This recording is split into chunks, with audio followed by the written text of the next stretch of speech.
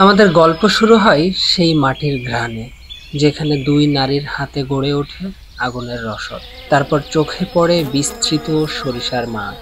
হলুদের এই উৎসব যেন বলে, প্রকৃতি এখনো আমাদের জন্য রং ছড়ায়। এইখানেই হাজির হয় এক পথিক, কাঁধে একটি ব্যাগ, গলায় স্কার্ফ, চোখে যেন কিছু খুঁজে ফেরার তৃষ্ণা। হাঁটছে সে। এই পথ কি তার গন্তব্যে নিয়ে যাচ্ছে, নাকি না ফেরা বা না পাওয়ার এক অনন্ত ভ্রমণ?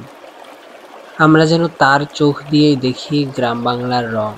এক একটি দৃশ্য যেন জীবনের প্রতিচ্ছবি। চলা, থেমে যাওয়া, পেছনে ফেলে আসা আর সামনে এগিয়ে যাওয়ার ইচ্ছা।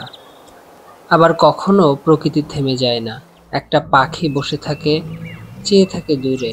আমরাও যেন তার চোখ দিয়েই দেখতে থাকি জীবনটাকে, নীরব অথচ গভীর। সপ্তাহে একটা দিন একটু সময় পাই নিজেকে সময় দেওয়ার মতো।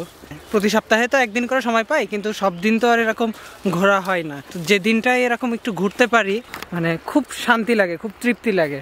বিশেষ করে এই যে পরিবেশের কাছে যখন আসতে পারি। তো আজকে এমন একটা দিন, যে দিন আমার সাপ্তাহিক ছুটি, এবং আজকে আমি পরিবেশের সাথে আসতে পেরেছি, পরিবেশের সাথে সময় কাটাতে পারছি। খুব সুন্দর সর্ষে ক্ষেত, কিছুক্ষণ আগে ছিলাম ঘাস হচ্ছিল এরকম একটা জায়গায়, তার আগে ছিলাম একটা বাগানে। তো সব মিলিয়ে খুব সুন্দর একটা দিন কাটছে, আলহামদুলিল্লাহ, আল্লাহর কাছে শুকরিয়া। আপনাদেরকে চেষ্টা করছি আমার অনুভূতিগুলো যতটুকু পারি আপনাদের সাথে শেয়ার করতে। কেউ কেউ বসে কাজ করে যায় এই শহরের উপাদান, কংক্রিটের ইটের খণ্ড নিয়ে। এটাই তো টিকে থাকার লড়াই। মাঝে মাঝে আমরা দেখে ফেলি নির্জনতায় থাকা জীব, যেন এই জগৎটা তার চেনা। শেষে সেই নদীর ধারে দাঁড়িয়ে থাকা মানুষটিকেও দেখি, হয়তো সেও পথিক, সেও কারোর মতো ফিরে যেতে চায়, শুধু জানে না ফেরা আদৌ কি সম্ভব। এটা আমাদের ভিতরের এক ভ্রমণ, খুঁজে ফেরার আর নিজেকে ছুঁয়ে দেখার।